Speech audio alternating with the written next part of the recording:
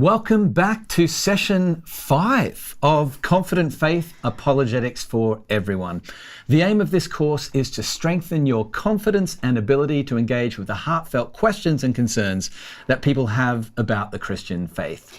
In the last 3 sessions, we've engaged with questions and concerns that fall within the larger question of whether Christianity really is true and whether it really is good. And now in this session, we will consider the third of our larger questions, that is whether Christianity really works, which is of course a question about Christianity's livability or relevance to my life. Recently, I met with a woman who had asked to meet with me for prayer. She wasn't a Christian, but in recent months, she had been suffering from panic attacks and bouts of depression. And as I listened to her story, she shared about how she had 8 years prior lost her son.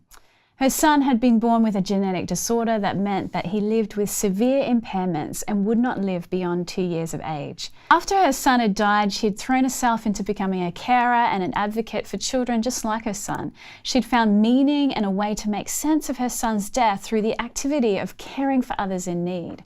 However, in the recent years, something had really shifted, and the pain of her grief and disappointment had started to come to the surface.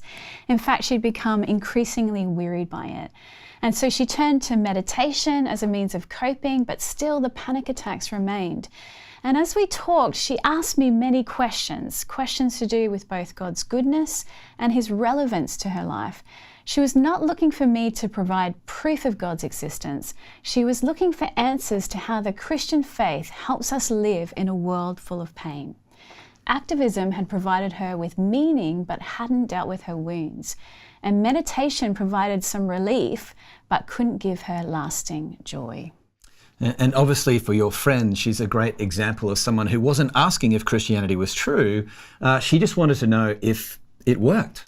Right, and we need to remember that for some people, demonstrating the truth or reasonableness of Christianity does not always lead them to embrace Christianity. Yeah, that reminds me of the time when I gave one of my first talks at a university on the rationality of Christian faith. It was about 10 years ago now. I was probably 15 years old. Just kidding. I think it was on the historical reliability of the Bible. But afterwards, in conversation with a bunch of students, one of them blurted out, "Well, maybe Christianity is true, but so what?" And as I was to subsequently discover, quite a few people feel this way, and actually they have a point. Because as theologian Alistair McGrath points out, just because something might be true doesn't necessarily mean that it is also relevant to my life. For example, he says, while it's true that the annual rainfall in the English city of Durham in 1870 was 604.8 millimetres, this truth doesn't make any practical difference to anyone today. And so McGrath observes that in order to be effective, our apologetics must go beyond merely helping people to see that Christianity is true, to helping them see that it is also relevant. In other words, that our faith is not only a series of external truth propositions to be confirmed, but also something internal that is to be experienced. Right. Another way of saying that is that our apologetics must be existential as well as evidential. When most people think of Christian apologetics, they think of it in terms of what might be called evidential apologetics. That is, apologetics that seeks to reach the intellect using reason and evidence. This type of apologetics might involve, for example, appeals to evidence from science or from history, as we've looked at in previous sessions. But there's another type of apologetics that seeks to reach people's hearts with the beauty and relevance of Christian faith so that they want it to be true. We might call this existential apologetics because it's about demonstrating that only in Jesus can our deepest existential longings as human beings truly be satisfied, such as our longings for meaning, purpose, acceptance, love, joy, or hope. Existential apologetics works together with evidential apologetics because, as much as we might like to think of ourselves as purely rational beings, our big decisions in life are driven far more by our longings and feelings than we realize. Psychologist Jonathan Haidt observes that people's deeply held moral, political, or religious beliefs are usually driven much more by emotion than reason, even if we think we're deciding on purely rational grounds. He illustrates his point with the analogy of the rider and the elephant. The rider represents the rational self, and the elephant represents the emotional self.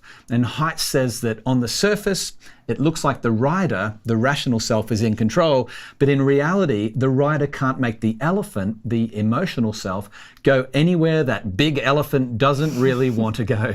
Now, according to Aristotle, we are just rational animals. But according to the Bible, we are also emotional animals. Biblical scholar Jonathan Pennington observes emotions are the mysterious energy that drives humans to love, kill, marry, divorce, buy things we can't afford, drink too much, and worship. And so, Tash, do you think rational argument on its own is likely to move people from their deeply entrenched beliefs? No, I do not, particularly when those beliefs are wrapped up in emotionally profound issues of identity, morality, security, significance, or self-worth. Right, we are emotional beings. As Tim Keller observes, only if their imagination is captured will most people give a fair hearing to the strong arguments for the truth of Christianity. He says, let's appeal to heart and imagination, as well as to reason, as we speak publicly about our faith in Jesus. The French philosopher Blaise Pascal made this same point about 350 years ago in his Pensées. That's a long time ago. That is a long time ago. He wrote, "Men despise religion. They hate it and are afraid it may be true. The cure for this is first to show that religion is not contrary to reason, but worthy of reverence and respect. Next, make it attractive. Make good men wish it were true, and then show that it is." I think this is a great summary of effective, well-rounded apologetics. Make people wish that Christianity were true, which is existential apologetics, and then show them that it is, which is evidential apologetics. It's not either or, but both, and existential and evidential working together. So how do we demonstrate that Christianity is existentially satisfying? Good question. Well, in short, we do that by showing people that it tells a better story. You see, as human beings, stories really matter. We've been telling stories for thousands of years, long before the invention of writing, handing them down from generation to generation through oral tradition. And not simply just for entertainment, but as a means of allowing the wisdom of the past to be passed on to the future. But we don't just make stories, we're also made by stories. As Alistair McIntyre writes, I can only answer the question, what am I to do, if I can answer the prior question of what story or stories do I find myself a part. In other words, we understand who we are, what the world is all about, and how we ought to live by locating and positioning ourselves within a framework of narratives. And Christianity has a deep narrative structure. It speaks of who we are and what life is all about, not primarily in the form of a series of theological propositions, but in the form of a grand story that connects God, Jesus Christ, human beings, and the world around us. As N.T. Wright observes, the whole point of Christianity is that it offers a story which is the story of the whole world. A story of creation, fall, redemption, and restoration that ultimately centers around the good news of Jesus Christ. Existential apologetics, therefore, is about building bridges from this grand story that ultimately centers around the good news of Jesus to the deepest questions and longings of humanity, and from the deepest questions and longings of humanity to the good news of Jesus. And part of the way that we do that is by inviting people to step into the Christian way of seeing things. To imagine how life looks from within the Christian story, and to assess whether this story seems to ring true of life and experience. Does it speak to our deepest questions and longings in a more satisfying way? Would we want the world to be the way the Christian story sees it? Well, right now we think this is a good place for you to pause this session and take a moment to reflect upon the various ways in which Christian faith speaks to our deepest longings as human beings and offers us a better story of who we are and what life is all about.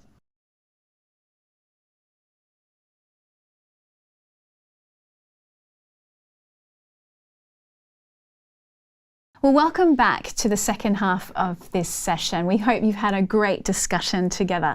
In this next half, we're going to look at some other ways that we can actually begin to explore how we might tell the better story of Christianity. So by creating an imaginative space for people to enter into the Christian story and experience the way it speaks to our deep questions and longings, we also at the same time end up challenging competing stories that shape our culture. For example, in C.S. Lewis's time, in the mid-20th century, the dominant cultural story was materialism, which holds that all of reality is physical, that there is no spiritual or transcendent dimension to life.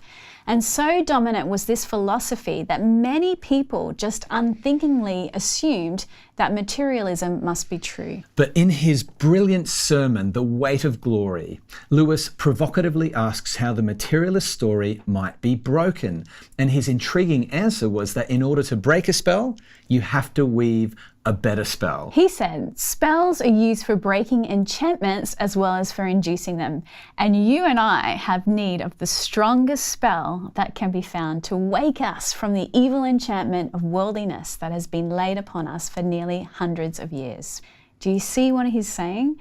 To break the spell of one story, you need the spell of a better story. Alistair McGrath puts the task like this.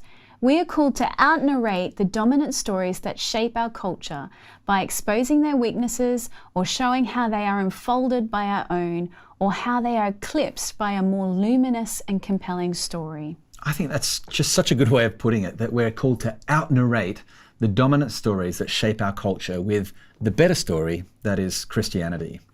So what are the dominant stories shaping our culture today? Well, there's still the materialist story, which holds that the material world is all there is and in science and technology we trust. But there are also others, such as the story that says, history is making moral progress and every new era is better than the one before, so get on board with the right side of history. Or the highest good is individual freedom and self-expression. Or the highest good is understanding and helping to overcome the social structures through which people are dominated and oppressed. Or embrace the truth that life is meaningless and you will be free. Or life is a competition and he or she who dies with the most toys, trophies, wins. Or our most pressing human need is to save the environment and we must do so at all costs. Or we can self-create the perfect life through tips, hacks, and the secrets of success. These are but some examples, and as you can see, there is no longer any shared or agreed story undergirding our culture. And the different stories often are in conflict with one another, for as the sociologist Charles Taylor observes, our options for belief are more numerous, optional, and contestable than ever before. Now, in order for us to show how Christianity tells a better story than any and all of these competing narratives in our culture, it's not necessary for us to show that 100% of these rival stories are 100% wrong, only that the Christian story offers a fuller, richer account of reality, which means that we can still affirm truth where we encounter it. For example, just as the Apostle Paul did when he affirmed the truth expressed by pagan poets in Acts 17, that in him we live and move and have our being. Or just as the Apostle John did when he affirmed the truth expressed by pagan philosophers in their concept of the Logos in the first chapter of his Gospel. As Tim Keller observes, John did not simply tell the pagan philosophers that they were completely wrong and needed to believe the Bible instead of what they already believed. Rather, he showed them that some of their intuitions about the universe, being not random or self-directed, but purposefully guided by a supernatural principle that must be discovered, were right. But then, as you know, John also showed them that the reality behind the Logos is actually embodied in a person, in Jesus Christ, the author of life. And so too, in our conversations with others, we affirm what can be affirmed, and it's often helpful to begin our conversations right there, but we must also go on and critique what needs to be critiqued to show where attempts to make sense of life without God ultimately fall short or disappoint. And then we can go on and tell how Christianity offers a better, fuller, richer, more realistic and more hopeful account of reality, which we do again by inviting them to step into the Christian way of seeing things, to imagine how life looks from within the Christian story. Does it speak to our deepest questions and longings in a more satisfying way? Would we want the world to be the way the Christian story sees it to be? Right, and really because the human heart has so many longings, and because the human heart is ultimately made for God, there are many ways in which we can connect the beauty and relevance of the Christian story to our lives. For example, let us think about the age-old longing for meaning in life. As the famous Swiss psychiatrist Carl Jung observed, human beings cannot stand a meaningless life. The contemporary psychologist Roy Baumeister observes that at least 3 fundamental human needs must be answered convincingly before the human quest for a big picture sense of meaning can be satisfied. The need for identity, value, and agency. Identity, who am I? Value, do I matter? And agency, can I make a difference? Let's think briefly how we might speak to the relevance of Christian faith in relation to each of these timeless longings. So firstly, with respect to the longing for identity, the question, who am I? We live in an age of confusion and chaos. Some believe that human beings are but a random and temporary collection of atoms, or just sacks of genetic material, or simply complex biological machinery operating within a closed system of cause and effect. Other narratives define human identity primarily by reference to one's nationality or ethnicity or job or socioeconomic status or class or sexual desires, or by countless other social, physical or behavioural features. In fact, we live in a world that will try its hardest to somehow label us and put us in a box and tell us what we are based on what we do or what we feel. But of course, many of these things are contingent or variable over time. Whereas in contrast, what is refreshing about Christianity is that when we come to God, He doesn't tell us what we are based on what we do or what we feel. He tells us who we are based on whose we are. Beloved children of God, fearfully and wonderfully made, created in God's image for an eternal future in God's good universe. Preach it. I love it. I love it. You can see what a better story that is, right? And how that could be a wonderful entry point into sharing the richness of the Christian story of who we are and what life is all about. So let's also have a think about the longing to be valued, the deep question on everybody's heart, do I really matter? Well, once again, there are rival stories on offer. One story is that we are valuable insofar as we can contribute to society, in the same way that, say, a bee is valuable insofar as it contributes to the hive. Other stories tell us that we're significant or valuable to the extent that our bank account says we're valuable, or number of Instagram followers, or academic results, or job title, or postcode, or social connections, or physical beauty, or physical health. Whereas according to Christianity, we already possess a tremendous value and worth simply by virtue of who we are and where we came from. But the problem is we no longer feel our value because we've lost the sense of who we are and where we came from. And that's why we end up trying to create or manufacture our value, as well as judging the value of others in these external things. But we do not need any of these things to become someone valuable, says the Bible, because we already are valuable. And however insignificant we may sometimes feel, we are not insignificant to our Maker, for He sees each of us as completely unique and irreplaceable, one of a kind, infinitely valuable because infinitely valued by God Himself, the ultimate judge of value, and infinitely valuable because created in the image of God Himself, the ultimate standard of value. And so too is our neighbour and even our enemy. Which is why, according to Jesus Christ, we are called to love both. For we all need saving.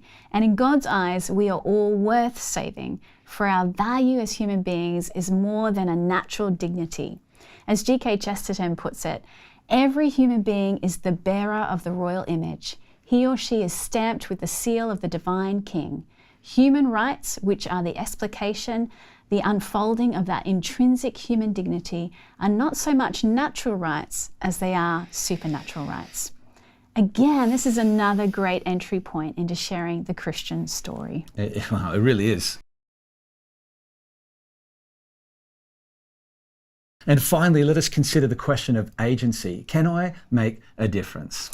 Well, in contrast to those narratives which hold that human choice is ultimately determined either by our biology or our environment or by economics or by hidden forces in the unconscious mind or by some other fatalism that robs us of our dignity and our free will, the Christian vision of humanity is liberating and empowering because it tells us that you and I really can make a genuine difference in the world as human beings made in the image of God and endowed with genuine moral agency, creativity, and responsibility. And in contrast to those narratives that hold that nothing we do makes a permanent or lasting difference in the world, and that even the best of what we do as human beings is just destined to eventual extinction in the vast death of the solar system, Christianity tells us that what we do in this life really does matter, because through Jesus we're invited to enter into the life of God and of what he's doing in human history, to play our part in his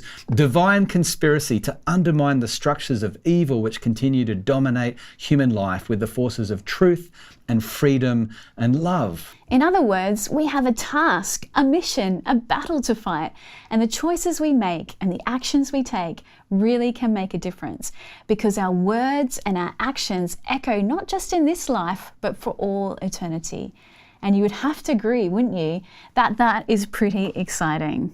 It is. The gospel is exciting. The gospel is the most powerful apologetic. We hope that's coming through. So there you have it. Here is a brief practical example of one framework that you could use to develop an existential apologetic around the theme of life's meaning and of our associated longings for identity and value and agency. But of course, such longings are not the only existential longings that we have the wonderful privilege to speak to in our Christian apologetic. For example, in his book, Simply Christian, N.T. Wright builds a compelling apologetic around our longing for justice, our quest for spirituality, our hunger for relationships, and our longing for beauty, and shows us how Christian faith tells a better story in relation to each. Or for example, in Simon's book, The Sanity of Belief, if you will excuse the shameless plug, what was some of the timeless needs that you looked at? Yeah, well, so that book explores, thank you, our timeless needs for meaning and value and truth and goodness and love and hope, showing how all these deep longings are only fully satisfied in Jesus Christ. Before moving on to an evidential apologetic, which demonstrates how we can be confident that this good news about Jesus is also true news. And actually, these lists of existential needs, they're by no means exhaustive. The philosopher Clifford Williams, for example, suggests that we might also add to the list of our existential needs the longing for something greater than ourselves, for worship, fullness of life, cosmic security, awe, eternal life, absolution of guilt, and even heaven. So you can see there's hardly any limit to the various ways in which we might demonstrate the timeless relevance of the Christian faith to life. Because we have so many deep questions and longings as human beings, and because Christ alone can answer our deepest questions and meet our deepest needs. Of course, when it comes to answering the question, does Christianity work? One of the most powerful things you can do is simply tell your own story, the story of how Jesus changed your life and continues to be at work in your life every day. Just a few weeks ago, I was in conversation with a friend who's been getting into various forms of New Age spirituality to deal in particular with her struggles with anxiety and emotional well-being. Things like yoga, Reiki, and other attempts at inner enlightenment. And through the conversation, I was able to affirm her sense that yes, there is a spiritual dimension to reality. And yes, there is more to her than just meat and bones and chemicals. But I also gently challenged this idea that she somehow contained the power within herself to heal herself. And so the conversation weaved in all sorts of different directions, but I could tell that a really significant moment came when she asked me what my morning routine looked like. And I shared with her that most mornings I get up early to read the Bible and to pray to God. I told her that the reason I do this is because in spending time with the one who made me and knows me better than I know myself, I discover more of who I really am and what he made me for. I find peace in him, knowing that life is not solely dependent upon me, but that he is with me and for me in all of life. I could see in her eyes a desire for this story to be true. And I continue to pray as we meet together that she discovers for herself that it is. Learning to tell your story in conversation with another might be the very thing the Lord is inviting you to do from this session. Because this session we've looked at the perpetual relevance of Christian faith in that it tells a better story. And your story is part of that story. Your story is significant. So don't be afraid to share what God has done for you, because not only is it a better story, it is also a true story. Thanks for joining us in this session as we've looked at the question of Christianity's relevance. Does it work in our lives? We really hope this session has helped you to see the various ways you can answer this question with an affirmative yes, it really does. In our next and final session, we will bring everything together as we look at how to have conversations about our faith with people who don't go to church, and how to respond to the difficult questions people have about faith in a way that really connects with people and draws them in rather than pushing them away. So this has been Confident Faith, Apologetics for Everyone. We look forward to seeing you next time. Bye for now. Bye.